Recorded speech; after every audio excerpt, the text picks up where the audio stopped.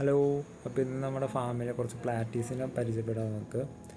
ഇത് കാലിക്കോ പ്ലാറ്റീസാണ്. അത്യാവശ്യം റെയറായിട്ട് വരുന്നൊരു പ്ലാറ്റീസിൻ്റെ ബ്രീഡാണിത്. ഫുൾ റെഡ് ആയിരിക്കും. പിന്നെ ബോഡിയിൽ ചെറിയ ബ്ലാക്ക് ഡോട്ട്സ് അല്ലെങ്കിൽ മാർക്കിങ്സ് പോലെ വരുന്നതാണ്. ഇത് അത്യാവശ്യം ഒരു 70-80% സ്റ്റെബിലിറ്റി ഉള്ള ഒരു ബ്രീഡാണത്. അത്യാവശ്യം എല്ലാ കുഞ്ഞുങ്ങൾക്കും സെയിം പാറ്റേൺ തന്നെയൊക്കെ വരും. പിന്നെ ഇത് നമ്മുടെ സൺസെറ്റ് പ്ലാറ്റീസാണ്. ഇത് അത്യാവശ്യം പോപ്പുലറായിട്ടുള്ളൊരു പ്ലാറ്റീസിൻ്റെ ബ്രീഡാണിത്. ഇപ്പോൾ ഞാൻ ഗപ്പി ഗ്രാസാണ് ഇത് ഈ ടാങ്കിൽ ഇട്ടേക്കുന്നത്.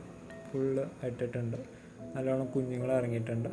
കുഞ്ഞുങ്ങൾ സൈസായിട്ട് വരുന്നുണ്ട്. ഇത് സൺസെറ്റ് പ്ലാറ്റീസും കാലിക്കോ പ്ലാറ്റീസും നമുക്ക് ബ്രീഡിംഗ് പ്രൈസ് ഇപ്പോൾ സെയിലിന് അവൈലബിൾ ആണ് കേട്ടോ. അത്യാവശ്യം നല്ല ക്വാളിറ്റി തന്നെയുണ്ട് സ്റ്റോക്ക്.